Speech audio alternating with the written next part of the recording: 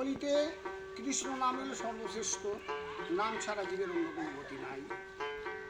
তাই এই কৃষ্ণ নাম করে আমাদের মনন জনমটা ধন্য করব, শুধু আমি না, আমরা সবাই। যাই হোক, ভিডিওটা আপনাদের ভালো লাগলে আপনারা কমেন্ট করবেন, শেয়ার করবেন, লাইক দেবেন, সাবস্ক্রাইব করবেন, ভুল করলে ক্ষমা করবেন।